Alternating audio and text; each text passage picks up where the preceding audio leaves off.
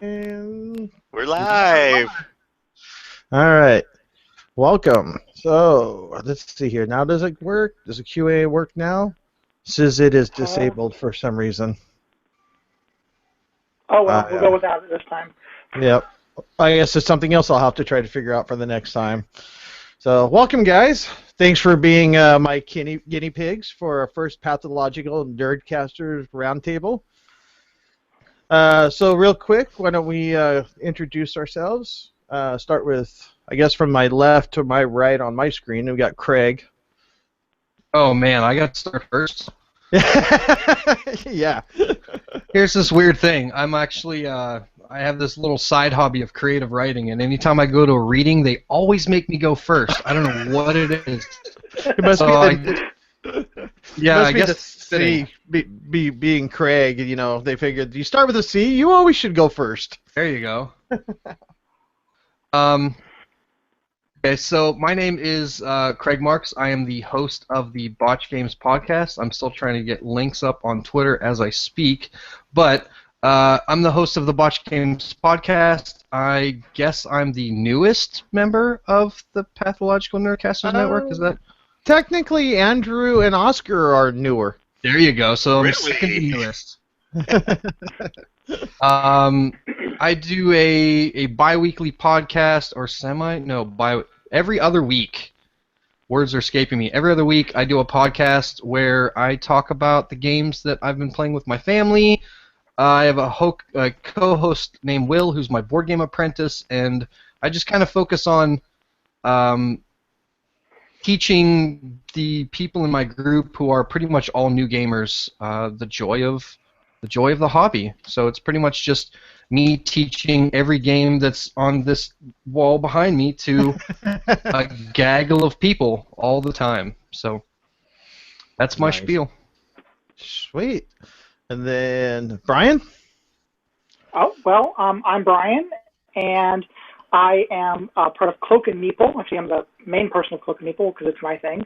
But anyways, I mostly do YouTube videos, and I preview a lot of Kickstarter games. I'm trying to get into more of reviews, but mostly that's what I've been doing. So if you want to know some cool stuff on Kickstarter, you can go to my page and find out about that. And finally, we have TC. Yes, I am TC Reed. I am the creator and co-host of the Tattered Board podcast. We are primarily a discussion-based podcast. We really don't do reviews. We just discuss the game we play and what we liked and disliked about them. I'm usually joined by my wife Carissa, Mike, Richard, and Dan. Soon we'll be adding Eric Rasmussen and James Brady, the owner of CloudCap Games. That's all we do. You did. You got James to. I got him. We're separate going to it? record with him this Saturday, hopefully. He's in North Carolina right now. I seem to forget to mention that, so Oh. maybe he got. So he's like, "Oh, I committed to that. I'm going to North Carolina. See you guys later." Right. Nice. And I am Jason, one half of the Docking Bay 94 podcast. We have two different formats for our podcast. One is that we have different people from the board game industry, from reviewers to publishers, designers come on and talk about what they do, why they do it, and kind of the creative process behind it. And then we have a shorter format. There are Wash, who's my co-host, and I talk about the games we've been playing or what his company, which I am now a part of, Talent Strikes, is doing, and just talking about games. So, sweet. Well, let's get things started. So, TC, Yes, sir. What have you been playing? Oh Not God, that we're you going don't good. know the answer So I'm to that. first now. What about? I'm gonna go backwards now. That's to my left was supposed to be going first. Okay. Well, on Friday I dropped the bomb. I dropped the money and I picked up. I picked up Star Wars Rebellion. Oh man. As part of my spring break, since my family's not here, they went north somewhere. I decided to drop the money, and so I knew people would come over and game with me if I did. And I've successfully played this game every day of the week except today. And it has been an incredible. I'm horribly fun experience. jealous. Yeah, so I've been enjoying it. I think the hype's there. It's been a lot of fun. Everyone I've showed it to has enjoyed it. I do have like some slight quibbles with it, but overall, it is definitely worth the money for it. And if you're a Star Wars fan, it is definitely a no-brainer. It is a ton of fun. And just to give you an example of how much fun it is, the last game I played on yesterday with Alex, I was the Empire, of course, because the Empire's cool, and you get Death Stars and you blow stuff up. Unless you don't get the right freaking card, then you don't get to blow anything up for the whole game. I successfully captured Luke with... captured Luke. I tortured the hell out of Luke. He smelled like a pig. He told me where the rebel base was, or one of the 3 locations where the rebel base was, so I knew where it was. And then General Veers launched an attack, and I destroyed the rebel base. It was awesome. Nice. Is this on your list, Craig? Can you hear me, Craig? Did we lose Craig? I don't know. He looks a little frozen. I'm here. Everything's jumping away though. Oh, is it? Are you getting delayed bad?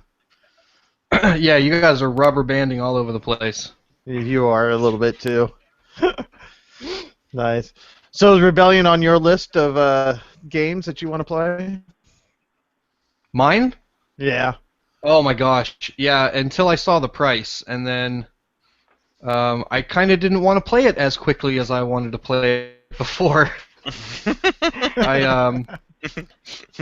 It was even online it was like $75, and for a 2-player game, that's just that's a little out of my range right now at least for a 2-player game. It plays pretty well with 4. Me and Jason played it 4, and it was pretty fun. Yeah, you play on teams. Okay. So me and Dan were the Empire, and Jason and Mike were the Rebellion. No, it was the other way. The other way. You guys, because we hit on Alderaan and never looked there. Right. The only problem with the team. The only problem with the team is if you're talking with your buddy, he'll usually get upset and say, "Stop saying that out loud! You're tipping your hands. I'm just trying to explain it. Shut up, DC! Shut up!" That was pretty funny. That was funny. Well, Dan's paranoid anyway, so. But yeah. Goodness. But I will say it. Let me just add that I've clicked.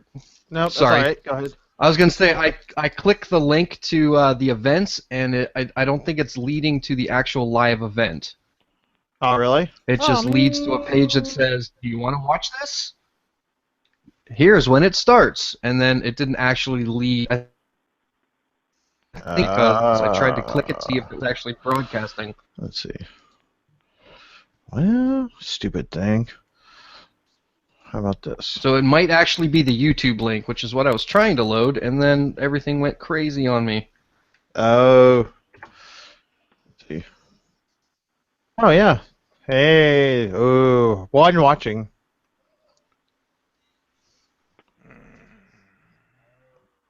Yep. Oh, so it's linked. Oh, well, hey, what do you know? Let's just do technical fixes. So the YouTube one is the one you want. Gotcha. See, you learned something new. Is it working from there? I'm gonna rubber band again. Hopefully I don't blow you guys out with. There we go. Yep, that's what it is. It's the YouTube one. Sweet. All right. Well, I will attach that. See, there you go. That's the only reason why I'm here. and the drool over Rebellion. Oh, there's gosh. Oh, hey, we're live on there. Okay. So what I was going to say while I'm fixing this is it actually plays better with 4 players than what I expected. I thought being it mainly a 2-player game, I thought 4 was going to feel forced. You know, like we're doing this to, just so we can say it's 2 to 4. But it felt, the one time I've only played it once, but it did feel natural. Okay. So do you just each control different parts of the game in a 4-player, or do you just make the decisions together? Well, do you each have your own units that you control in a team, or are you just deciding as a team? Well, what the four-player game does is you split it up. One person's the admiral, one person's the general, and then the Okay. general has like things they have to do. Like I think the general controls the hand of cards. The admiral chooses where to deploy and where to produce, and then the admiral controls like leaders with a purple color on it, and then the general controls the leaders with the orange color on it. So if you want to like really activate General Veers, you have to let the other person do it because he's controlling that leader. That's the way it breaks it. So it makes it a little bit more strategic on how you deploy stuff, where you want leaders to go, how you want your troops to go out. It makes it a little bit more interesting. Gotcha. But with It's definitely on my watch list. With a three-player game, I'm really excited to play with my daughter because we play three-player. One person plays the Rebel Alliance, and the other two play the Empire. So that'd be fun with Carissa and Kate came after me as the rebel. So I'm like trying to like stop them both. And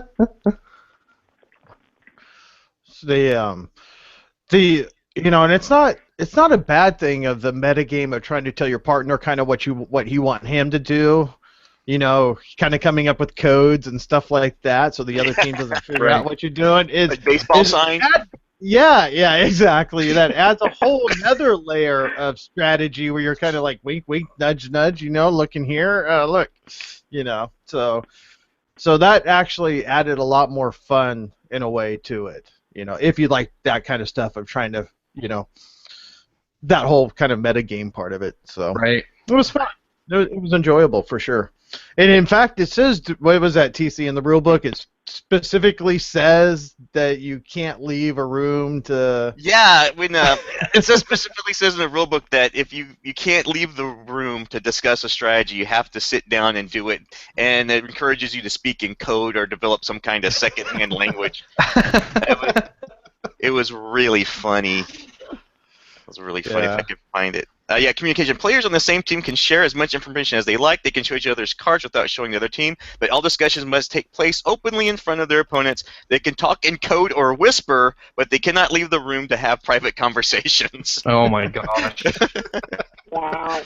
So me and Dan were like, fantastic. you see that system over there? And you're kind of like nudging, like, the one you seen the same one? I'm like, I think so. Like, no, the one I see. Yeah. And the minis are fantastic. Like, half-built Death Star. Oh man. Oh, it's great, and it's not. I've had my finger over the button for these last several days on cool stuff. Like, I just want to click it. Even if I hit delete, I just want to click it for a second. Well, it would be a good game to add to your Final Fantasy Flight, section of your podcast. I know. I know. You don't have to tell me, it's already been in my mind. Like, we could squeeze Rebellion in there, right in between, Mission Red Planet and Warhammer Quest Adventure card game. We'll just slide it right in next episode. There you go. My one complaint with the game is the rule book's a little wonky. It's how Fantasy Flight's been doing the typical learn to play. They're just separating the two, so you have one learn to play and one rules reference, and it works really well. But that format also it presents its own unique set of problems that other rule books don't have. And I've run across a few times where, especially there's one card called the Rebel Mobilization, where there's a really critical rule on that wasn't in the Learn to Play, it was in the rules reference, and I didn't catch it till like my fourth play of the game. Oh wow, what's that? It's when you try to move the Rebel base, you execute it, but you have to wait till after the command phase before the refresh phase. So you have to survive all that combat before you can move the base. And that specific rule was not in the Learn to Play. It was in the rules reference. And I only hit that. I think it was Monday when I was playing with Alex, and he was trying to move. It's like, let's just read the rules. Like, oh crap, where did this rule come from? Okay. Oh wow. So the one complaint, and I've watched Sit Down's video review of it, and the two things that they have, the two things they were complaining about was the combat was pretty much no decision, which I totally agree with. You kind of roll dice, and the cards you draw are all really good for the most part, so you're just going to play them if you can play them. So there's really no decision in the combat. I agree with them there. But the other part of it, the other thing they said was that Fantasy Flight was trying to sell this as a storytelling game, and it's not a storytelling game in the sense of like a Tales of Arabian Night and maybe time stories, in that sense. But it is definitely create stories that you can tell that uses the same characters every time, and it be some of the same things may happen. And I kind of look at it as like the events of episode 4 and 5 in like alternate universes type thing. Yeah. I was watching that review too on Shut Up and Sit Down. The combat, it took me 3 or 4 games to get comfortable with it. Once I realized, it looked at it and like, okay, because you're rolling red dice and black dice. Your black dice are going to be hit for ground units, and your reds are like super. So that kind of makes sense. So when your red dice, like your Star Destroyers, have to roll red dice, and only black dice hit your TIE Fighter or your X-Wings, that kind of makes sense because it's harder for these super Star Destroyers to hit little X-Wings and Y-Wings hitting them. Right. So it works, and the more you play it, the better it gets. The whole storytelling thing, I was really thinking about this one. I was looking really hard because I've heard this a lot, and even Richard said War of the Ring, which I haven't played. Has anybody played War of the Ring? Anyone? Nope. No one? I have Okay. not. He was claiming that Which one? it's like the Lord of the Rings board game. It's apparently like the whole The trilogy. War of the Ring? War of the Ring. Yeah, WAR. Yeah. Gotcha. War. War. Yeah. It came out many, many years ago, and they keep coming out with new, like, deluxe this and premium that. And Right. the newest one just released a couple months ago, but it's definitely a lot of people's grail game. Yeah. So I was looking at that one and this one, and yeah, I actually kind of prefer Rebellion a little bit more just because it creates the alternate universe. So events are going to happen, but if they always happen, like Han Solo got frozen in Carbonite, or Luke trained with Yoda, it'd be the same story over and over. This one changes it up a little bit. So like in my game that I played, like Leia went to Dagobah to train with Yoda, right? And then I had Obi-Wan, like, were you in the game where Obi-Wan turned to the dark side? Yeah, we we turned captured Obi-Wan to the dark side. Obi-Wan was, like, screwing around with everyone. I'm like, this dark Obi-Wan, Just all this crazy stuff as a fanboy, I just adore. I froze Mon Mothra and Carbonite. See ya. Done. Yeah, and so it does. So like I said, I mean, to me, that's the point, that it does create stories, but it's like an alternate universe of episodes 4 and 5. It creates stories the same way Twilight Imperium 3rd Edition does, where no matter win, lose, or whatever, just playing that game, you're going to have some kind of epic story coming out of that you will never, ever forget. Right, yeah. Yeah, I think Fantasy Flight really nailed it. I've been having a lot of fun with it. So is the story generated by the game itself, or is the story generated by the player's decisions and how they manipulate manipulate some of the events in the game? I mean, the game isn't really driving you through a story. It's just how you're playing it out, correct? Yeah, Right. It's you're getting mission cards. You're drawing mission cards from this deck that's randomized. Mm-hmm. So, and you can trigger these missions that have that are thematically linked to the trilogy, right? Right. So, and then you have to try to successfully execute those. Yeah. So they can or can't happen depending on how badly you want it to happen. So you can set them up so they more than likely than not will trigger. But the question is, do you want to spend all your mission points to do that, or do you want to spend it like building 2 Death Stars and putting them out, like threatening the Rebel Alliance? And so it's all a decision. And each game, since it's set that way, each game comes out differently. Even though, and like this says, my card said freeze someone in Carbonite. Well, it's not telling me who. Just says rebel leader. Well, cool. I can freeze just about anybody I want to. That's captured. That's awesome. That's great. Yeah. So how much real estate does the game take? Because how kind of small table. So the board is seems like huge. it would overwhelm my table. It's 2 game boards you put together. So imagine a normal game, like it's a normal game size board. Put 2 of those together. It takes up a lot of real estate. Plus all the minis to put out, which is like there's like a ton. Then you have your leaders. You're only using how many did we end up using? It was 6. So like some of them aren't coming out because you're only going to get an extra. 8 are going to come out altogether, and there's more than 8. So you got to have a place for that, and then a place for the cards to discard, and a place to put down missions to flip them over, and yeah, it's pretty freaking huge. Yeah. Well, it's basically 2 regular boards put together. Yeah, it's. I don't know if. See here, I have it here. It's like 2. Here's 1/2. This is half of it. Oh my gosh. Okay, yeah. That's half. Yeah. Half. So you're getting your Yeah, money's 2 worth nodes, out of that's this my thing. entire table. Oh, and then you need room So to you're put, playing on the floor, Brian. yeah, and you need room to put this thing out, and then here's all the minis for the freaking Empire. That's just half of them.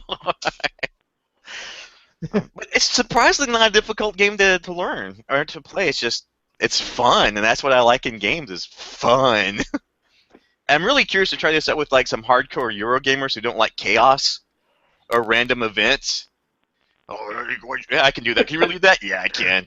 So it hold just on. happens. We got somebody asked if we can see the live comments, which I cannot see. So how do I do that? Wait. Um, Are they commenting that on where the YouTube or are they Q&A? commenting on here? Well, I just looked on the YouTube page, and somebody had commented, asked if we could see the comments. So is that what the Q&A, which for some It's reason disabled? is disabled, and I don't know why. Use your camera. Done. Yes. Yeah, it's for some reason it's disabled, and so I can't see any comments other than I just happen to click over to the YouTube page. It's our first day, guys. Yep. Leave it to the noob. Let's see here. Screw it up somehow. Let's see. Can you guys, TC, can you pop on because I can't, because of what channel I've got. Can you pop on and reply to Steve? Oh yeah, let me see if I can't get on that right quick. Just copy and paste on the. Yeah. Can I link. reply here? Yeah, here you go. Yeah, we see. So. Like that. So. Yeah, I just on the. Oh, did you do it on the? on the YouTube channel. Oh, okay.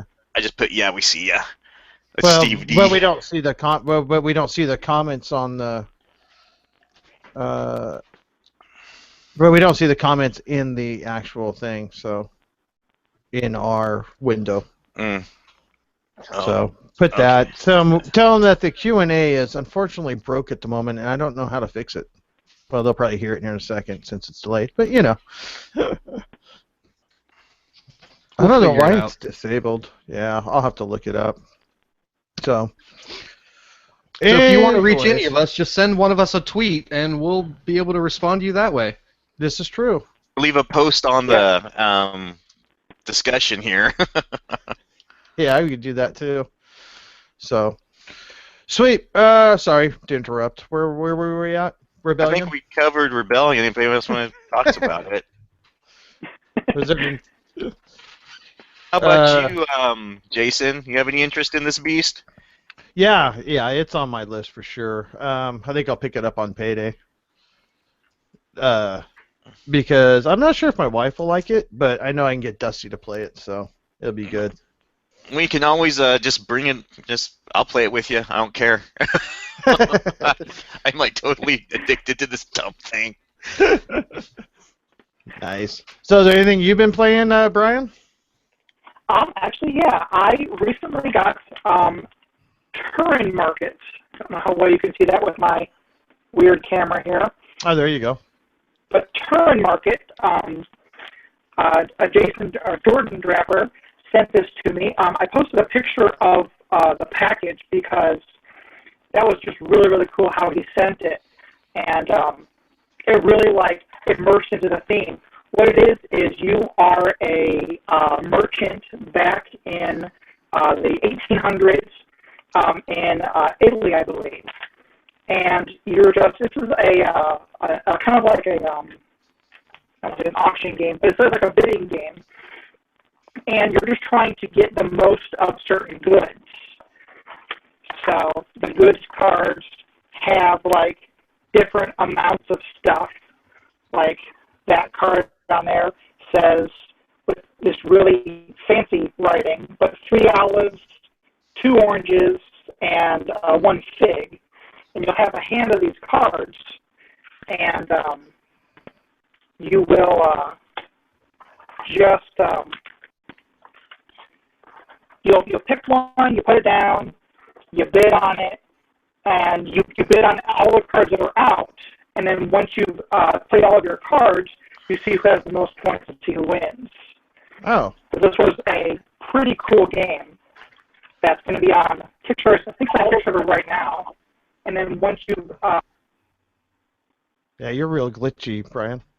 All of a sudden. Oh, I don't know what's going on. No, it's not good. Oh, I was just more saying. technical difficulties. Woo! Yeah. So, is it just on my end that, or is that same for you, TC? Oh, he's cutting out a little bit here and there. Oh, okay. Maybe it's just my end. So, I saw you tweet out that the package that they put it in and the parchment and everything. That was pretty cool. Oh yeah, and like even the money is really cool. It's all this laser etched wood coins. Oh wow. So, I mean, it really, for such a small little box, it really immerses you into the theme really good, and that's something I appreciate with any game. If you can make the theme make you feel that, then you've done a good job. Well, that's cool. So how many? When does that come out on Kickstarter? It's on Kickstarter. I believe it's on Kickstarter right now, but I should be posting my my video sometime this week. Right on. Sweet. Anything else? I got a couple of them here. Let's see here. I recently did a video for Beast of Valka, which is a 2-player game where you're both competing tribes trying to defeat this mythical beast to control the light or the dark. So you're just moving around and trying to get hits on the beast, and then the beast goes screaming across the board. Play all of your cards. You can send them to the most points to your wins. Oh. I'm hearing as well. Weird. But yeah, you can send the beast to run over your opponents and all kinds of crazy fun with that one. Nice. Sweet. So the how long does that one take to play? You can play in under 2. About what? Sorry, you broke out for a second.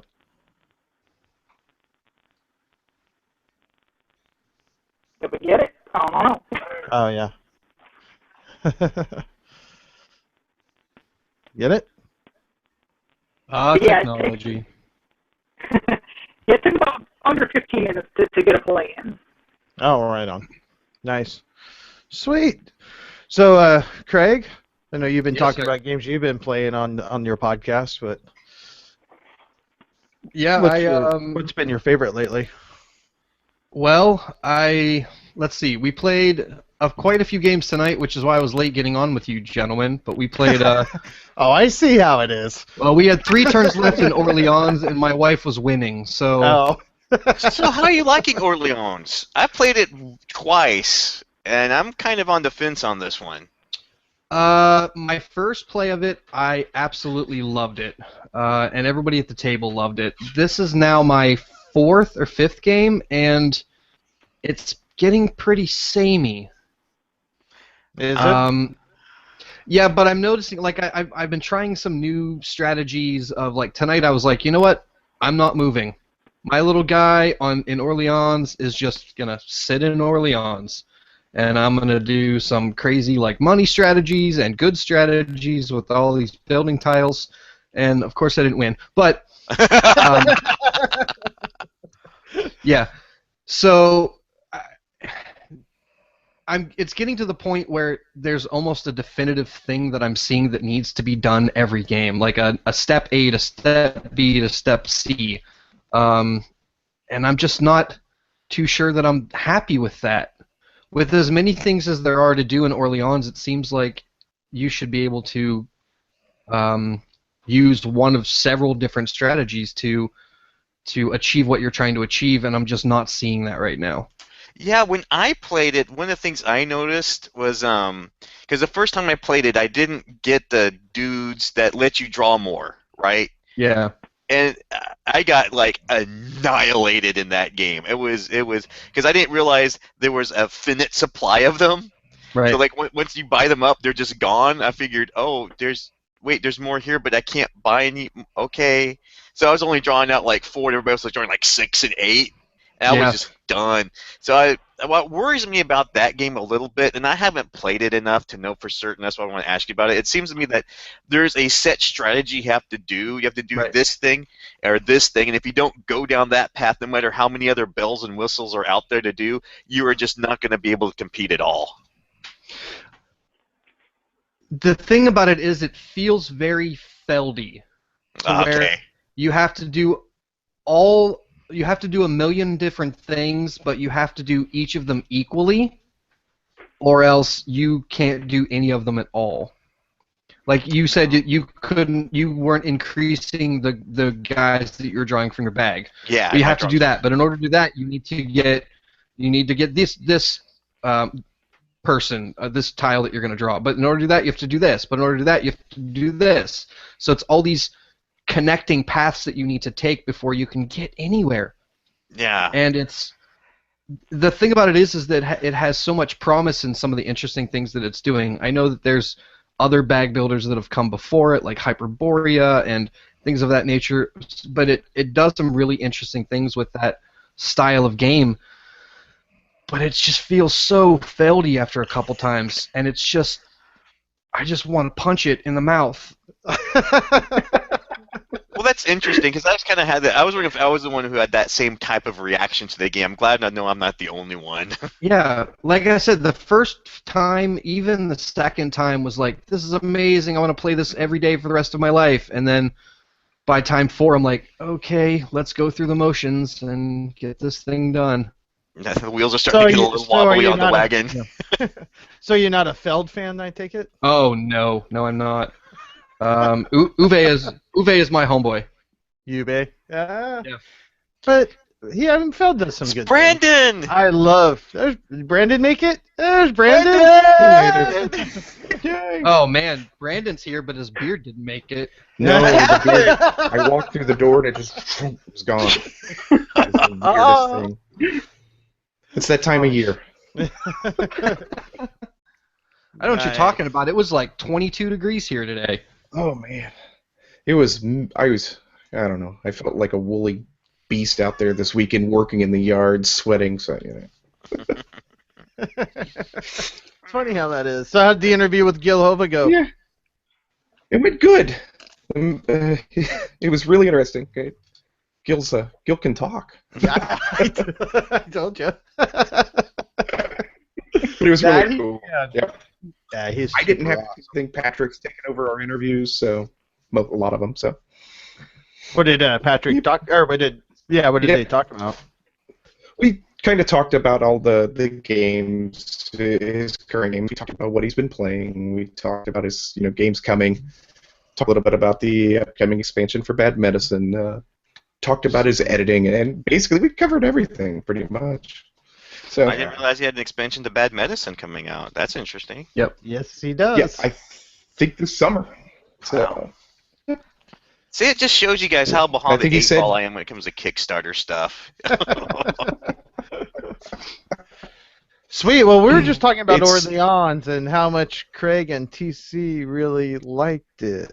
Yeah, I'm just seeing a preset strategy. And I was just wondering if I was the only one, and we should have buddy here was got my back. Not me. Well, plus we should have Derek on here, not me. My wife crushed me by about 30 points tonight, which automatically lowers a game in my standings. That's but erases it in hers. So Yeah, I'm sure next episode she's gonna rub that in my face during our little segment. oh, I look Listening to forward it. to it. But I beat her in Seven Wonders, and if anybody knows, that's her favorite game. So I beat her by 3 points. So she owed me a whopping. Seven Wonders or Seven Wonders Duel? Oh, Seven Wonders. Oh, nice. You play that Seven Wonders just 2 players? No. My co-host Okay. Will was over. I was about to say that's a really crappy way to play the game. Yeah. That's terrible. But okay, so let's move forward from that Seven Wonders 2 players into Seven Wonders Duel because it was mentioned. What do you guys think of Seven Wonders Duel? I've played it 3 times now, and I love it. Anybody else? Is there someone going to be in my camp? I I'm like not it. liking it. Now we're But- taking sides. Is this the Civil War? I've played it 3 times now, and I'm willing to give it to somebody else who's willing to play it 3 times. Yeah. Really? Not liking it? I Oh, think here we it's go. the I think it's the 2 ways that you can immediately win the game: the science or the military. And the fact that it's just not going to happen, and when it does happen, it's completely by fluke. So it takes a level of like planning out of the game in a way. Especially with the science, there's a chance that the 7 science or the 5, 6 science symbols, they just won't even be in the game. Yeah. Yeah, you're right. I've only played it once, and Carissa didn't want to play it again, so that means I'm not playing it again. So We like it the well enough. It fact just that- seems everything's. Sorry, we like it well No, enough. It go just ahead. seems like there's always a predominant something that you should take. The game basically can play itself at a certain point. Yeah. Because if you don't take that certain card that's sitting there, you know that's the best card. I'm going to take it. So Right. See, I ran we even had across. the science problems in the military. Yeah, see, I've ran across where do I take the best card that's for me or the best card that's for her? So it's not my favorite 2 players, but we played it 3 times and we've enjoyed it because it plays pretty quick and it does have some decisions. Now, it's not as heavy as, say, Oh My Goods or Acroteary by any Right. means, which we definitely play a lot more of than we do Seven Wonders Duel. But we've enjoyed the plays, that's for sure. But I Yeah. can see, I think that's legit. There are times, but one of the times we played that all 6 did come out, and that was one of the ones I had to take, even though I had no science because she had like 4 of them, and not even knowing if that 6th one's going to come up later, because I think that we're in the second age. You still got to take it, because why give her one more and then force yourself later on, that you have to take it, or worse yet, that you take one that reveals the science one, so you don't even have a chance to even take it. If that strategy happens to be going on. Now, the military one, I think there's a lot less games that are probably won that way. Yeah. Unless you're just not paying attention to, obviously, the military rank. Yeah. But it But I does mean- also give you a couple points, if you're able to keep it on at least on your side a little bit. So. Right. I mean, I think I agree with Brandon to a point that you get to a point where, like Brandon said, the game kind of plays itself. There's not really an option on what you're going to take, and there's a really good chance that it's not even going to be something that you were working towards, but you have to take it. There's no other option. Fair enough. Like I enough. said, we've enjoyed it. We've played it 4 times. So I had to go check that real quick. Yeah, I'm working on that right now. hey guys, we're getting comments on the Google Plus thing here. Oh yeah, what we got? How do we do that?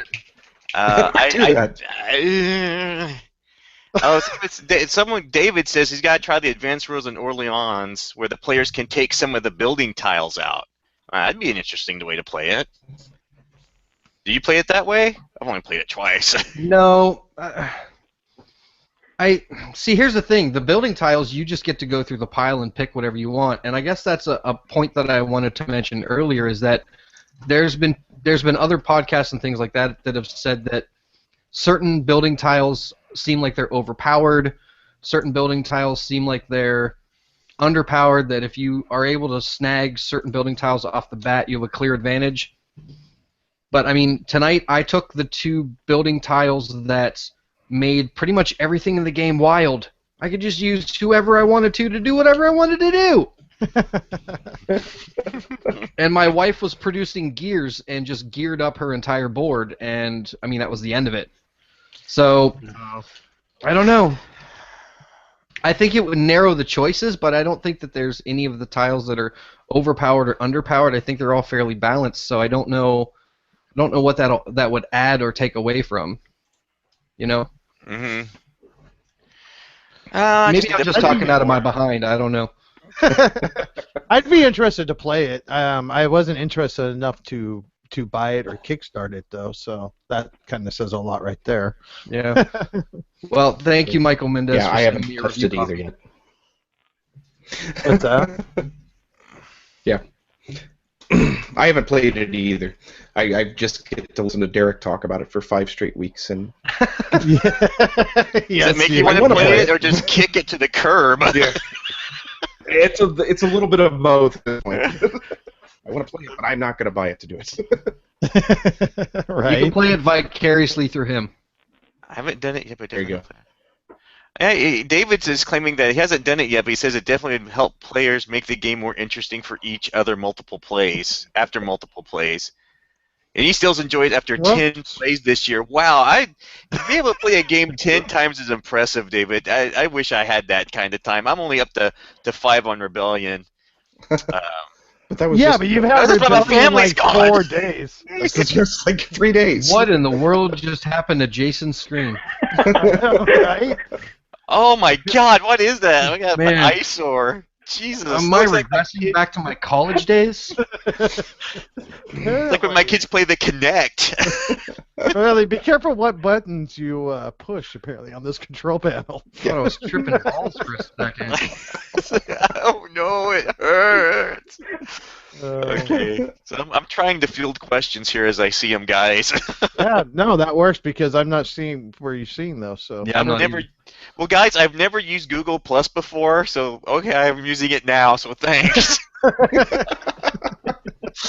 awesome. We'll keep using it. If you get any more questions, let us Okay. know. Well, it's saying Brian's connection is like an old school 56K dial-up.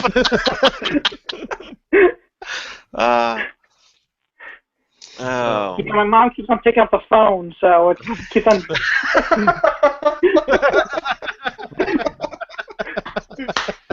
So many games of Warcraft 2 lost that way. And talk about the Zerg Rush. Awesome. Who picked up the phone? looks like I'm not at this game. Click. So plug it. LOL drop. Nice. So, Brandon, what have you been playing? I've already ranted. You missed my epic my endorsement of Star Wars Rebellion. I kind of figured that was coming from you. Yeah. I haven't been playing much. Last week was pretty barren. I played a lot with my 4-year-old. So we played Habba, we played Habba games, we played some Spotted. The only thing I've really played so far recently has been Aquasphere, and that's just about it. Oh, your buddy, it's Stefan Fell there. Oh. All right, guys, have a good night. I tried. You And it's a tried. neat enough game. It works. It works. We'll say that. And the board looks like somebody vomited Skittles all over it. But Yeah. I can see it right across the room. I can see it on my giant stack of trading games to trade. It's sitting right there. I see it. yeah, So that is one I've heard. There's pretty much like one strategy to it. Is that right? is there? I couldn't find a strat. Oh, really? You've been playing long enough to figure it out. No, we But the played thing whole about game. it is that Feld fans, they say that that's one of the best ones. Like that's like a modern classic, and I don't get it. Over Castles of Burgundy? Really? Well, behind I- Castles of Burgundy. Okay. Behind I Castles love of Burgundy. castles. Yeah. The I Castles said of Burgundy. one of the best. No. Oh, sorry. Yeah. I've actually not heard that. I've actually heard people say that there's only like one strategy to it, and that's kind of the fault of the game. But I have not had to play it because Brendan is right. That is one ugly board. Sorry to say. Yeah. It looks like it was the product of a color run. Right. Check what colors can we put on this and to see how everything looks. Now, it worked well enough as a game. I mean, all of his games do. They all mechanically work. Just, do I care enough to dig in and play it anymore? I'll stick with Trajan and Castles of Burgundy. The rondelle of awesomeness in Trajan. Yeah. That is on my short list of wanting to play. That's for sure. I haven't Trajan? played Trajan. Yeah, I haven't played it yet. You go to CloudCap, it's on the play shelf. Or you can bring it to my meetup group. Well, I don't have it. I have this copy at the store. Well, when you go to CloudCap, rent it and bring it. Duh. Richard Hara has a copy. He really enjoys it. Yeah. I think that's how I've learned it. Nice.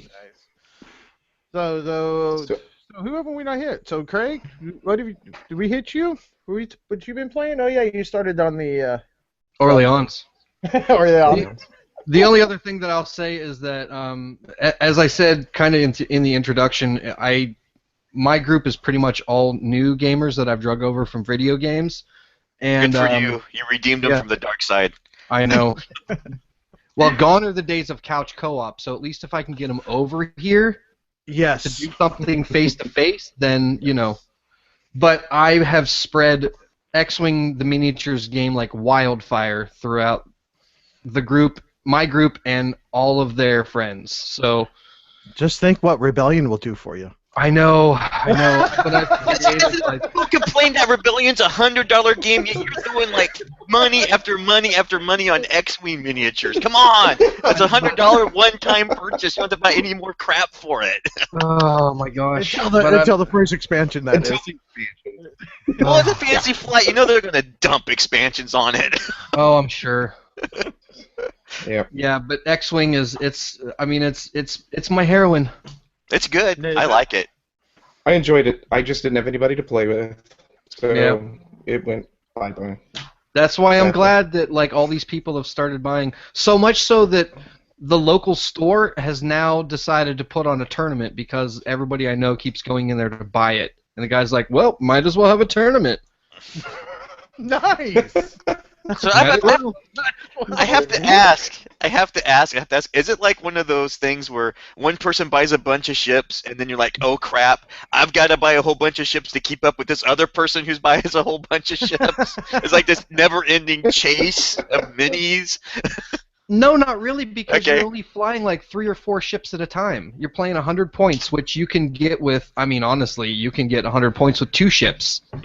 Yeah. Maximum you're going to fly is maybe 5 ships. And that's if you're flying the cheapest of TIE fighters. But not really. You just get a couple ships, you hit 100 points, and you fly.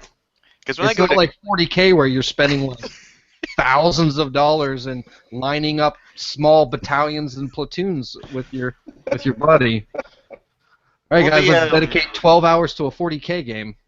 The X-Wing games I've seen at Guardian, they have like a ton of minis on the board. So I'm assuming that 100 you can like gear up, increase to however much you want it to be. Yeah, 100's tournament list, but then there's like epic lists where you can run 300, 400 points, and it's just gross. Yeah, okay. Wow. So have you played Armada yet? Have you even dove into that or no? I'm spending enough money, Jason. Have you tried Warhammer? What? I don't know what any of those words mean. How many Star Wars games can we get this man to buy? Oh. I was curious because I wanted to know the difference because I have X-Wing, but I haven't dumped the money into Armada either. It's got weird movement and stuff like that to where like it's got a regimented kind of movement dial that you click past and you set up like 3 movements. It's weird. I don't even know. My wallet is happier that I don't know more about it. Yeah. Yeah. Like on my last episode, I talked about X-Wing, and then Matt from Nonsensical Gamers got me into Android Netrunner, and then my one buddy showed up with Imperial Assault, and then my apprentice showed up with Warhammer 40K Conquest, and I'm like, I can't do this anymore! What are you people doing to me? Good thing you're not into CCGs. Yeah. I need to eat once a day. Stop it. I think it every other day. I can't keep up with Dan and his Warhammer Conquest. I just have him build a deck and I play it. Yeah. Someone else talk, though. I don't want to be convinced to spend any more money. Talk about something awful. Hey, you guys got any more felts to talk about? No. Oh, if we want to talk about something, I can zone out for 10 minutes. I read this. I think it was earlier this month. Finally got to play the Legendary Encounters, the Alien deck building game, and have really, really enjoyed that one. That came out of nowhere, and I have been playing the crap out of that thing.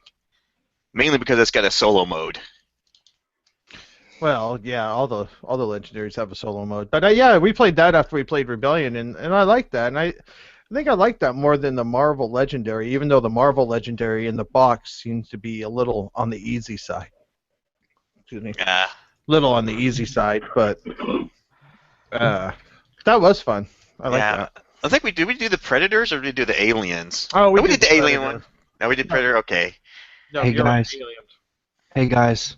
Yes. Legendary Firefly's coming out soon. I know. Hey, I got a scoop for you. Big Trouble in Little China Legendary is coming out too. You know what? I'm gonna have a lot of Legendary cards in the future right now. Yeah, but if everything's legendary, doesn't it just kind of make it, It's mediocre? just Firefly. I don't think we have a brown coat in the room. Yeah, that crap's name, whatever. Dumb card game. No, I enjoyed.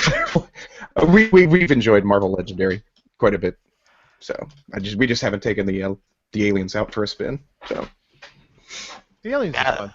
The worst part about the Alien one is organizing all the cards.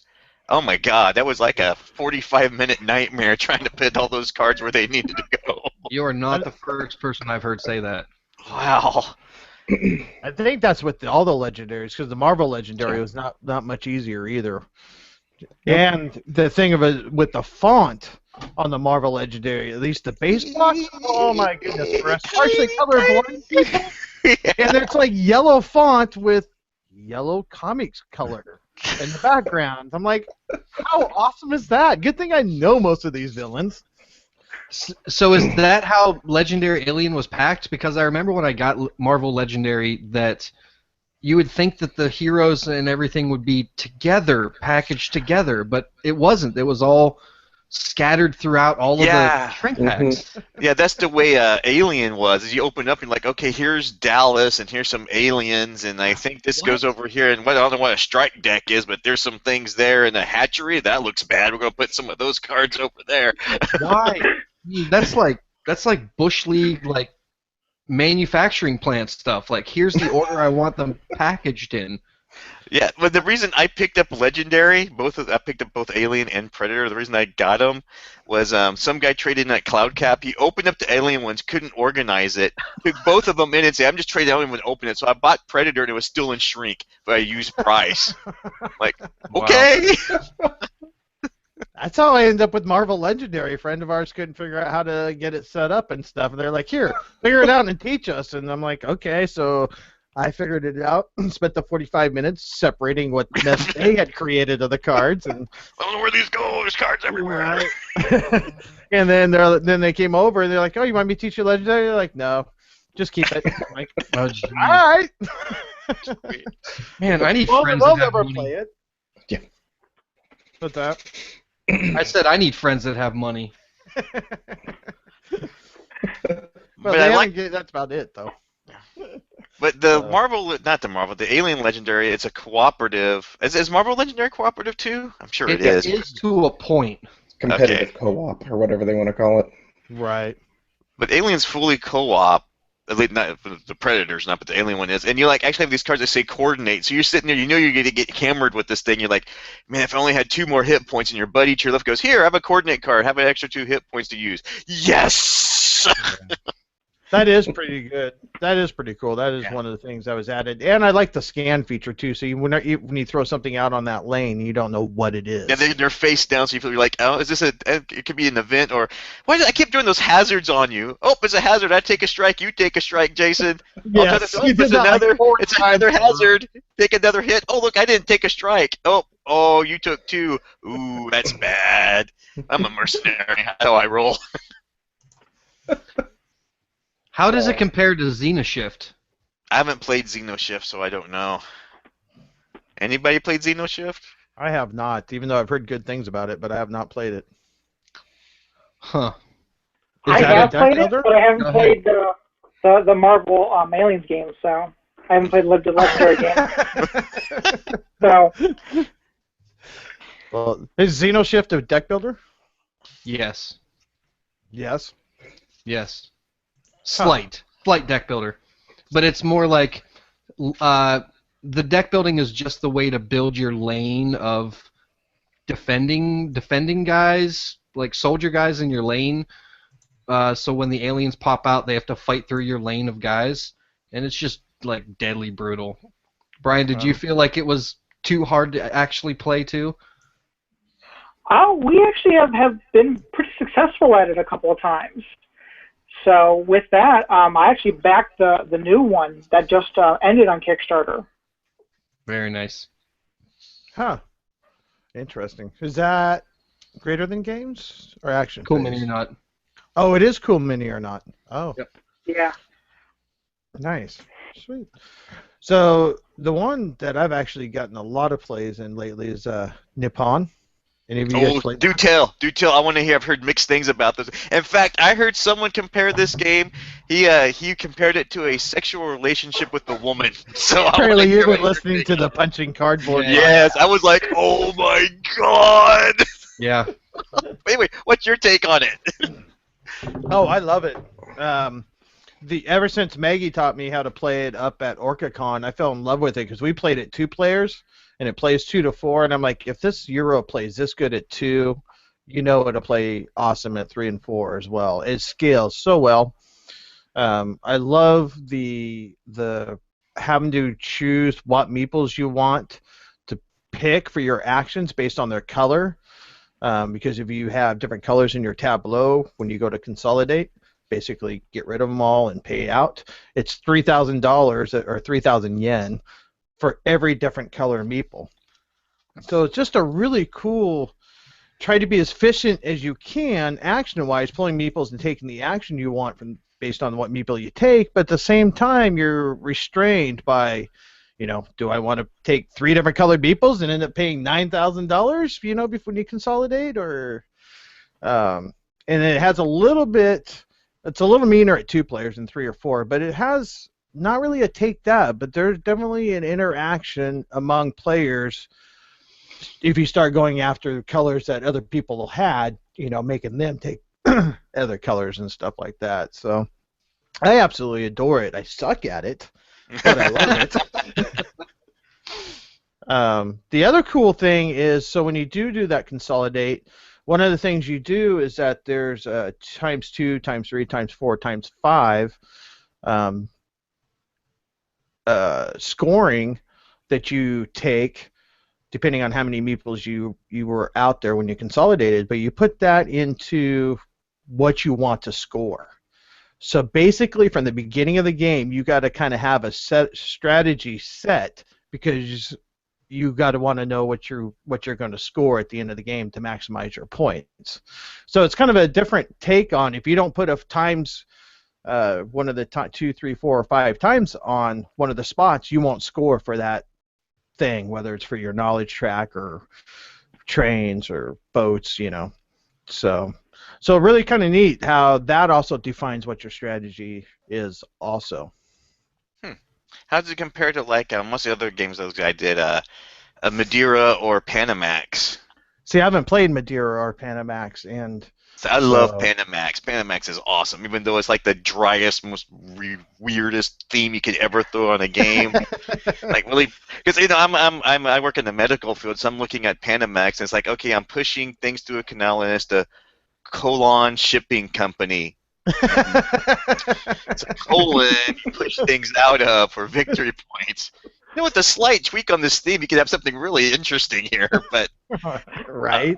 I really liked Panamax. It was pretty neat, and I've been really wanting to try Nippon because, again, I've heard people are like really flip-flopping on it. But I'm dying to get that to the table to find someone who has it and get a few plays in. I agree. Um, I've heard mixed do things. you have Panamax? I do have Panamax. I also have Yeah. Panamax. Ooh, see, you need to bring it. I will. You bring it, and then you can teach me Panamax, and I'll teach you Nippon. I'll stick it in this box with Rebellion. Nothing else will get played. That's kind of the idea. But anyway. Did I mention I like Rebellion a little bit? Right. So, sweet. So, My hope is that somebody will bring it to Origins, and I'll get to play it at Origins. That's my hope. I think I'm you sure want to you'll buy find it. a copy. That's fine. If I want to buy it after, that's fine. I don't see anybody posting any more questions. Oh, anything else anybody wants to hit on? Well, I want to know what games we're looking forward to playing. Looking forward to playing. What's on everybody's list so I can listen to you guys talk about to know if I want to buy it or not in the near future. Well, I would look forward to playing another game of Liberty or Death. Oh, I got that one too. I know, right? You know that. Exactly. Yeah. Have you been playing Liberty or Death anymore, Brandon? I have not. Actually, was gonna set up a game night coming up like in 2 weeks, and I was gonna push that one, but it turned out to just be 2 other people, so we're just gonna do Churchill instead. So. Ooh, lucky. That's a good choice and good choice. There's like not a bad choice in that. Yeah, kind of worried. One of the guys joining is not a fan of longer games, so we'll see how we do. Oh. Well, Churchill does have that introductory scenario you can play probably in about 2 hours, I think. Yeah, which is what we're going to tackle at first, so we'll see what happens. He may end up just walking out on us. We'll just call him the loser. Well, you can bot it. Just get out the bot. Yeah. Okay, whatever. All right. Or I could just pretend what he would do, and I'd make him lose. So, He definitely would There you do go. this dumb thing right Yeah. here. this is what he would do. He would give this to me. So, Mombasa is what I've been punching and reading the rules of, and that's what's sitting on my table, set up and ready to go. So, next. Oh. Nice. I want to hear about Mombasa. I want to know what you think about that one because that's another one I don't want to buy, but I'll only buy it if people say it's halfway decent. I've heard some fantastic things about it, and I don't know if Fister's made a bad game yet, so I had to take a chance on it. Plus, I know that's what Derek's doing his next Evolving review on, so I'll play along with him and see what happens. Sweet. Yeah, Mombasa is another one. I know Wash just played it, and he had nothing but good things to say about it when I talked to him the other day. So, definitely on my list. He was trying to convince me it was better than Nippon, but I'm not buying it. So, for me, yeah. Games looking forward to play. You mean to play or to purchase? Purchase and play? Purchase and play? Yeah, oh no. Just what's on your horizon that you're looking for? The gaming horizon. Gaze into the horizon. Looking forward to playing more games of Legacy because we're into June, and I would like to get that finished up before Season 2 hits. Or Cthulhu Pandemic.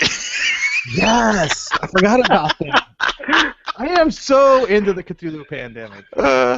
Hey, at least you're ahead of Brandon on Legacy plays. We're getting ready to start April. You know what's really that's just a change of the side. What really funny about Pandemic Legacy is people complain about it because like you only play it once and that's it. But it takes like 15 plays to play it. So people who complain that they're going to play it once still haven't gotten through the game once, and they've actually played it more than games that they own that they can replay again. And if you're playing that like us, it's going to last for 12 months. Yeah. So, I think we play it once a month as well. exactly. Yeah. The longevity's there. So. That's right. Well, that's still, even if that gets played once a month for me, it's still longer than a lot of games on my shelf. Yeah. Oh, Or yes. more times than a lot of my games on my shelf. Poor Game of Thrones. I see you over there. So I was told I have to try Mombasa. Yeah. DCB guy, try Mombasa. Yes, I will definitely be in for a game of Mombasa, David. I just wrote me and just dragged me away from Rebellion, just like, no, TC, no. Go get away, go away, look away from the Rebellion. Yes, for sure. The other one, I still have my copy of 504 that I really want to screw around with and play and check out how that all kind of interlocks together. That to me is just kind of an interesting concept. Yeah, I'm waiting to hear people. I've heard people play it twice or 3 times, and they're like, it's okay. I'm like, oh, I want to know more. You got to play a game called 504. You have to play more than at least 20 times if there's 504 things on it. I don't know. Would think so. Surely there's somebody out there logging all 500 plays they've got so far. God, that would be epic. What'd you play this year? 504. What else did you play? 504. I thought it would be interesting to have a podcast that, like, once a week or twice a week just like talked about one of the modules, but then I realized that then you'd have to play that game twice a week.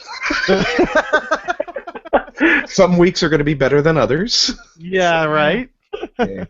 So Richard's giving me some grief. I need to play War of the Ring now. Yeah. Richard, I will play. We have till you move back to Texas to play War of the Ring, and I want it to hit. Yeah, no doubt. Yeah, unfortunately, he's moving back to Texas. I don't know who would be silly enough to do that, but you know. I moved away from Texas for a very good reason. So I'm gonna pop in for a second and say that on the YouTube chat, the only person that listens to my show, Steve. Hey, Steve! Hi! Steve is here. Yeah, hey guys, what cons are you going to be attending this year, and which ones are you most excited for if you're going to multiple cons? BGG Con, hands down. Ugh. The best convention. I got something in my eye. I have a badge. You have a badge? Don't think I can go. Oh, What? I'm looking for a badge. I'm on the list for BGG Con. Mine might end up back on the list. I don't think we God. can make a trip to Dallas this year. Yeah. Really? Yeah. So you're going to BGG Con, Jason. Brandon, you going to any conventions at all? We normally stick around here. I do Geek Way to the West, which it comes up middle of May, and I have my press pass and everything set up for Gen Con, but I don't know if I'm going to do it yet or not. Kind of back and forth on it. It's all, I don't know. I've been once, and I think that may have been enough for me. I just did it because everybody kept saying, "Hey, we should go, you should go, you should go." Richard just told me I lived in the worst part of Texas. The high plains. I have to agree, Austin is really awesome. Well, I know they have a good place to eat, at least one, so at least Austin does. So. And the Alamos Draft House. So Brandon, I'm with you. I don't think I need to go back to Gen Con. Yeah. I've I heard don't. that Gen Con's like you go once and you're like, ah. Well, It's yeah. like New York City at Christmas time. I'm good. I've been there once. Yeah. I've been rubbed up against. I've been with backpacks. I'm good. But in the back of my head, I thought, that's still the place to go where if you want to talk to people, if you want to meet people, and more that's becoming BGG Con anyway. Yeah. Yes, Yeah. exactly. And there's a lot more time to do it at BGG Con, from what I understand. Yeah. If you walk up to somebody important at Gen Con, you're like, hey, they're like, nope, no time. Nope, you have to meet them afterwards or beforehand and all that fun stuff. So. Yeah.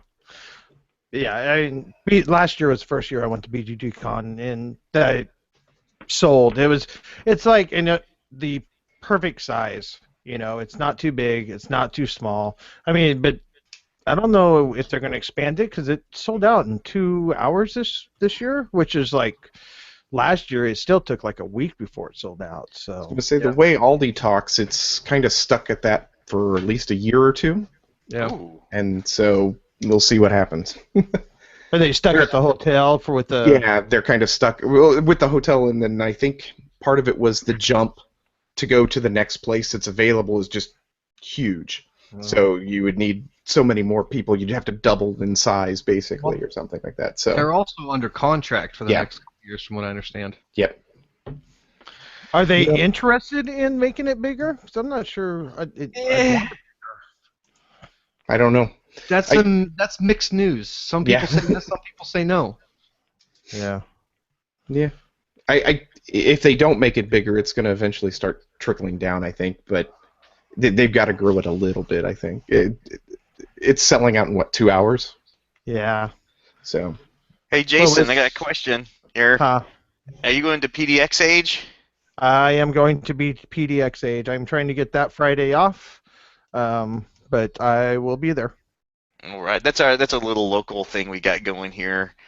So I guess that's the one convention I'm going to. And we just did. What was the other one we did? GameStorm, Yeah. which you can listen to me act like a fool. That's going to go up pretty soon. How's the video coming along anyway? Do we know yet? I don't know because the other Brandon, never sent it yet. Okay. I've got my video. I need to take a look at it. I went through the audio, for the podcast part of it, but it's on the to-do list. Okay. And I am really, really going to try this fall to go to the GMT Gaming in the Warehouse. That's one of the big things I want to go because Harold Buchanan's going to be there, and Mark Herman, and Vocal Runke, and Chad Jensen, and they flat out said if I went up there, I could talk to them. So I'm like, yeah, I got to find a way to get down there then. Yeah. How about Brian? I am going to be going to a local con called Origins. Hey. What's this? What's this Origins to speak of? I do not know this. Seems awful smallish and localish. You know, it's just a quick 2-hour drive south for me, so it'll be my second year going. I had a blast last year, so hopefully now I have a little bit more cred, and people might recognize my logo because we wore the shirts last year, and people were like, "What's that?" So Yeah. Where are you located? I am located about a half-hour west of Cleveland. Oh, okay. Are we a nationwide collective? Well, just wait. We can see Brian's face here in a second. Brian, I'm from Youngstown. Oh, okay. Yeah. Yep. Oh! And in his voice you hear, "Oh God, I'm so sorry." Oh!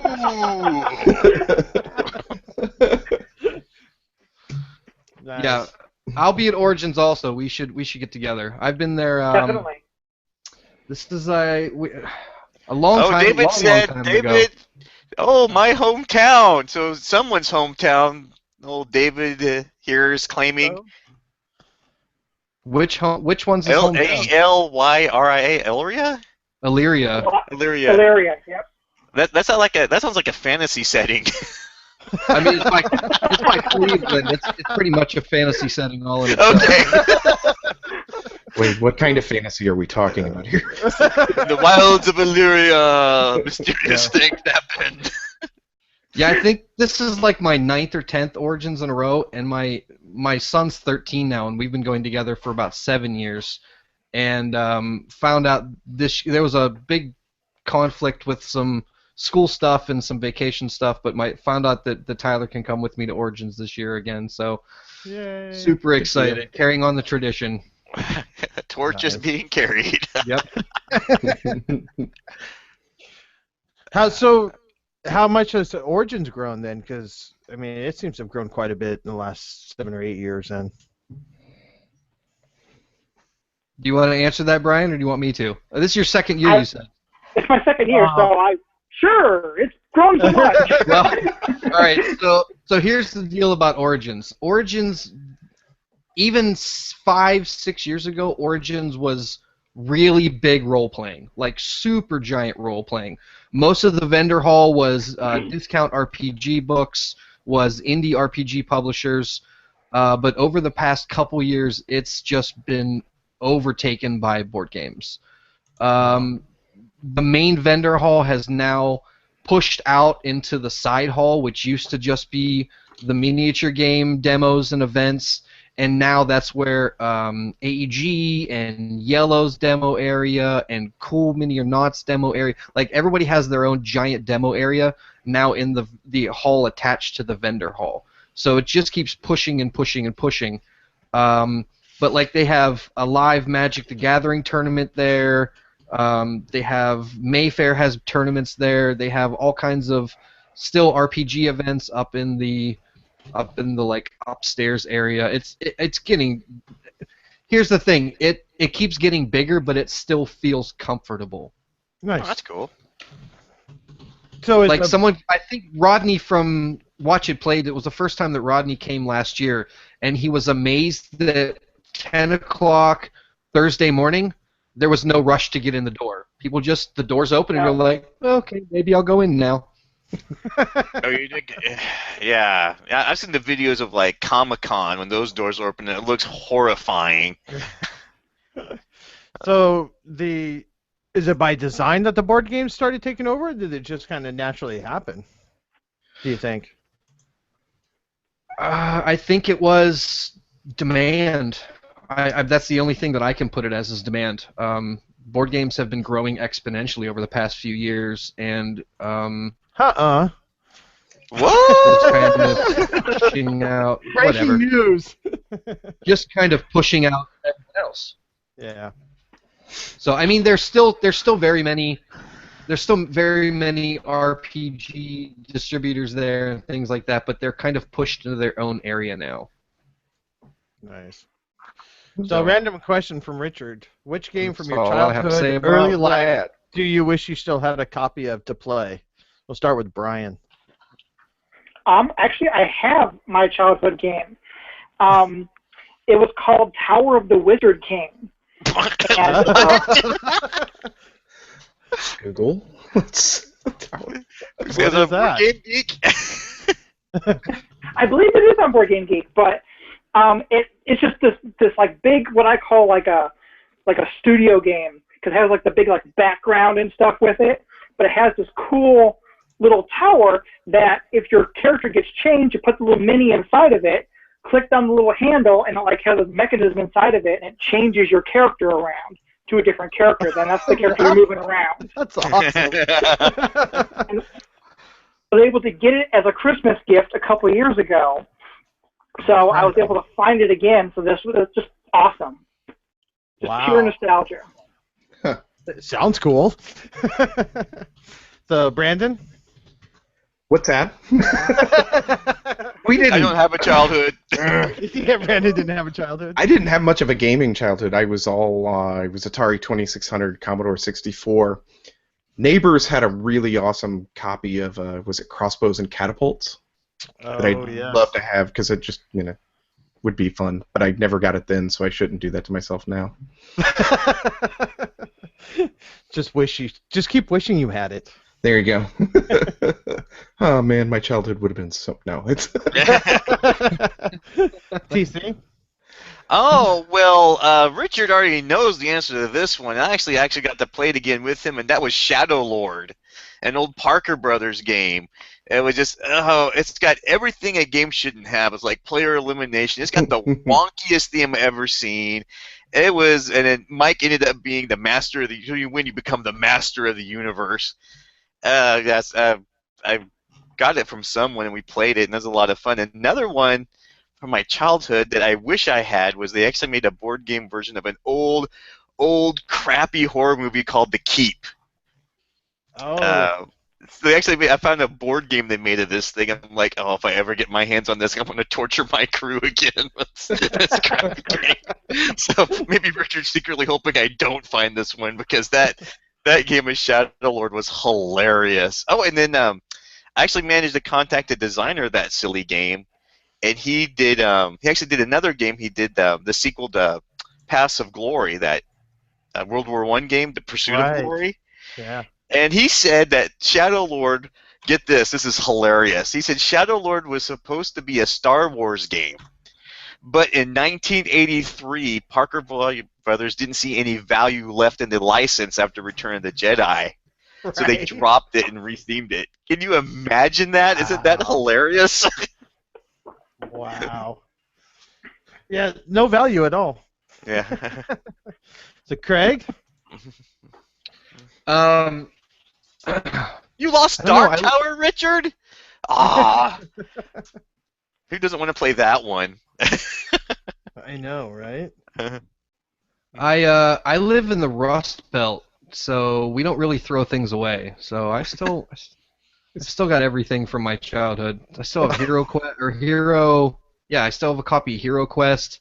Still have my original copy of Axis and Allies. I still have my original copy of Pit. Like we don't throw stuff away that we need to find later on in life. I think at my parents' house, I think I have my original Axis and Allies there too. Oh, I love it so much. But it was one I never got to play, actually, because I couldn't get anybody, 12, 13, 14 years old to play Axis and Allies for some odd reason. It was a nightly. Whenever my first foray through college, which was culinary school, my buddy and I, we played Axis and Allies legitimately every night of the week when we got back from school. Which sounds awful, I'm sure, but at culinary school, you either drink, you do drugs, or you stay to yourself. So we played board games. Nice choice. But yeah, for the longest time, Axis and Allies had stayed my number one game up until probably just a couple months ago, and then Matai and I just kind of pushed it right out. Oh, wow. Pushed it right out. But yeah, I love it so much. Nice. So for me, for childhood, would be Stop Thief. I remember playing this a lot of times just by myself, and it was like cops and robbers. You're a detective, and the board had a bunch of different numbers on each square, or a bunch of different squares with a bunch of different numbers, and it had one of those early like Merlin type computer things, and it would randomly pick a place that a crime would happen, and then you were, as a detective, was trying to get to that spot. So whenever on each turn, the criminal would move, and then there would be like the sound of footsteps or the sound of breaking glass, and then the sound of a door opening. So you're trying to catch up, figure out where he is moving around on the board from the sound effects. A deduction game. It was early 80s. It was probably one of the first games to kind of start using the computer technology at that time. But man, there's a lot of times I just spent just trying to figure out, not even really playing the game, by myself, trying to figure out, deduct where the guy was. Really cool. I wouldn't mind. I think that might be at my parents', but that would require like my Axis and Allies to go through dust bunnies and who knows what in a closet. Still got my copy of Stop Thief. You got that? I have it, man. But I tell you what, when we got it, I was super young, and I remember the first few times that we played it, like some of those sound effects were terrifying for a child. That broken glass. Well, David over here, he's saying that he wish he had a copy of Clue Great Museum Caper. Yeah. I heard is that kind of like an upgraded version of Scotland Yard, maybe? I've heard kind of compare that. Clue the Great Museum Caper. Yeah, it's kind of in between standard Clue and Scotland Yard. It's that like mid gap. What's the missing link? That's the word I'm looking for. The missing link. Yeah. Nice. Yeah, we'll definitely make sure you get the Q&A going next time, because that would be awesome to actually just look over here and answer questions. Instead of four different pages? Yeah, through all this stuff. Oh. Well, if you go to BGGCon, you better bring Stop Thief then, because I would totally play that. If I do, I'll bring it. Guaranteed. Right on. Yes. That'd be awesome. You mean that isn't part of the BGGCon library? It may be. They gotta have like a whole shelf full of those nostalgic kind of games. They may have. I didn't even think about checking because there was 30 million other games to play. What do you do you mean the con's over? I've only made it through 4 shelves. Yeah, exactly, right? Haven't even seen most of these. Yeah. Oh, man, that library is huge. It's like the whole room is shelves full of, yeah. I love the airplane hangar pictures. Where they store it. It's... Oh my god. Well, sweet. Well, anything else we want to touch on before we wrap it up for a night? And Do you want to tease our 6 listeners what's possibly coming up on our podcast? Hey, that's 6 more viewers than I thought we would have. So, hey. And It'll grow. If we build it, they will come. that was Steve. Craig, what do you got coming up on your podcast?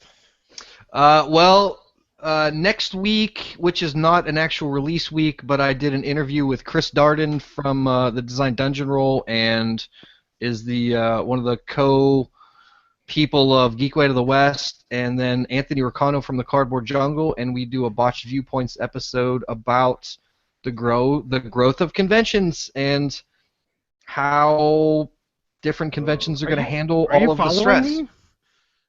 Am I following you? Yeah, Anthony just said he couldn't record with me because he was like, I can't, I'm recording with the Jasons this Tuesday. Oh, and then I'm recording with Darden at the end of April. Well, now you're following me, gosh. My gosh, I'm 2 hours from the guy and I can't get him up. No. The bad thing about it is the day that I recorded with Chris was the day he got in that car accident. Yo. Oh, no. Yeah. So I was like, are you sure you want to do this? And he's like, yeah, I'm still on adrenaline. It's all good. Yep, I'm going to be listening. But then my actual episode in 2 weeks is going to be the second Fantasy Flight Games episode, April episode, and that's going to be Mission Red Planet and Warhammer Quest: The Adventure card game, and maybe Star Wars Rebellion. Okay. Hey, I'll tell you what. You get Star Wars Rebellion, and I will join you on your podcast to talk about it. How about that? Okay. Yeah. All right. Just a little bit. Try to feed your addiction. Hold on. I'm trying to see if my wife can hear me. Should be good. Well, if you guys didn't catch it, you notice I bought my copy of Star Wars Rebellion when my wife was gone for the week. So, I mentioned that earlier. Oh, man. It'll be a week. She won't be mad by the time she gets home. yeah. So, Brian, what reviews, previews you got coming up on for your channel? As I said, I got Turn Markets coming up. I am hopefully going to do this week Slaughterville, which I got to preview before, but there should be a review coming up for this pretty soon. And I'm going to try to get one up for Catalyst, which is a really cool RPG that I was able to try out. Oh, sweet. Right on. Look forward to those. Brandon?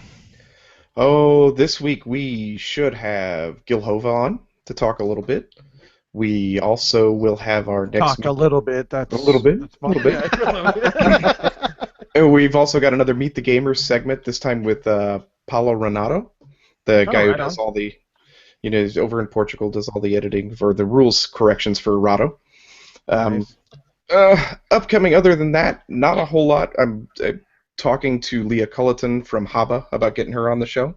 Oh, right on. Fantastic. Yep. So we'll see what happens. Sweet. And TC, I would ask you, what you planning, but we know you don't do any planning, so that's kind of pointless. Yeah. Sit around, play, and record. No, I'm trying to get Volko Runke on our show. He's sent out a message, and he's interested in doing an interview, so hopefully we can get that going.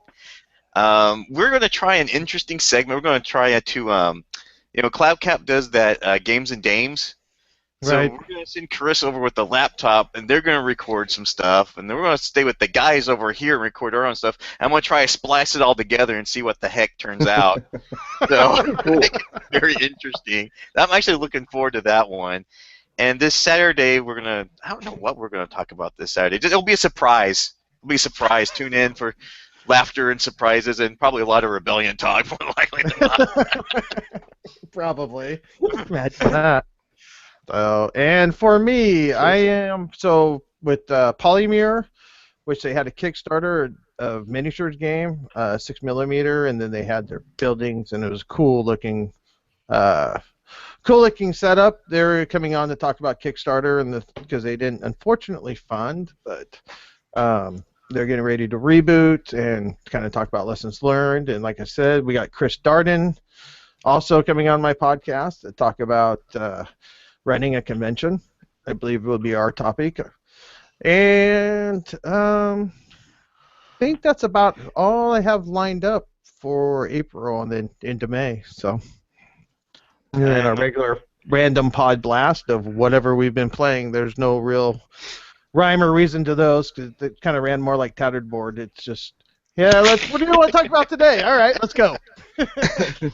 We're spontaneous conversationalists. Come on. And I guess we should. Yo, what are we going to talk about today? Yeah, exactly.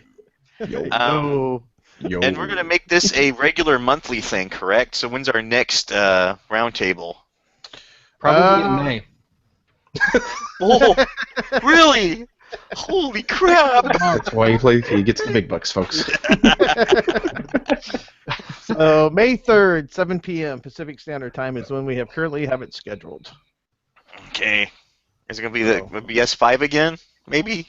Maybe. Except for botch Craig games, is- who only signed up for every other one. Well, Tuesday night's my role-playing night. Oh. I have to move role-playing night to Sunday mornings now. You can but then you I can send your apprentice realized in. that- well, I realized that you guys are on PST, so we might actually be done by 10 p.m. Oh. But I mean, we're role-playing Star Wars: Edge of the Empire, which is way cooler than hanging out with you guys on a Tuesday night. And tease you about not having Rebellion. No, that's not nearly as cool. You know how much Star Wars stuff is on these things behind me? It's attractive. Hurts my soul. Ugh. So Rebellion will be there tomorrow, right? No, it'll be. Oh, I also wanted to say I enjoyed that Botch podcast where you talked about objectivism and subjectivism. Oh yeah. With you guys. Dude, I wanted to yell so hard into that and just get into that conversation with you guys because being a scientist and working in the medical field, just like, oh, you're just driving me up the wall with some of this talk. And it was such a great listen. It was awesome. So you may be sure to check that one out. That was really good. I had two fantastic guests on that show to Two cover guys. up for all my mistakes. Jeez. That's my line. Two really smart people, and then I just agreed with everything Matt said. Well, I think at one point it was said that you just basically repeated what one guy said, but in a simpler way. Yeah. I mean, Brandon was like, all right, so what you guys are saying is X, and we were like, man, that took us 10 minutes to get. There was some really good stuff in that podcast. I really enjoyed listening. It was a lot of fun to do. I appreciate it. Yeah. So you had 2 listeners for sure. Yeah. Exactly, because I listened to it too. There you go. Well, then 3, because Steve listened. Oh, Oh, Steve! well, there you Yay, go. Steve! I tried to get my mom to listen, but she asked if Annabeth was on, and I said no, and she said sorry. Fine. That sounds familiar. So- Kate? No. Do you know how the Plaid Hat guys call their listeners Doug because only Doug listens? That's what I'm going to call my listeners, is just Steve, because Steve. only Steve listens. I'm Steve. Yeah. Nice. Sweet. Well, let's call that a wrap. Unless anybody's got any final words. Nope. Where can everybody find each other out on Twitter? For Craig, where can we find you on Twitter? At Botch Games. Brian? At Cloak and Meeple. TC? And I'm just going to say the Pathological Nerdcasters Network. You can find me there. I'm going to promote our own thing. Screw you guys. I'm with the team. You got something on your nose there. I know, it's weird. It's just not coming off either. It's bizarre. Nice. So, At Tatteredboard, right? Yeah, And tatteredboard.com. Yeah. Yes. If you want to go to the Well, no, secondary you site, don't have to say it at tatteredboard.com. I'm just talking about Twitter, so that's just at Tatteredboard. Tatteredboard. Yeah. Google it. You'll find us somewhere. Right. Brandon? At VacaBCK on Twitter or at WDYPTW. Nice. And the Pathological Nerdcasters. And you can find me on Twitter at JA_Hancock. So, good night, guys. Thank you. Night. Good night. We'll see you. Bye.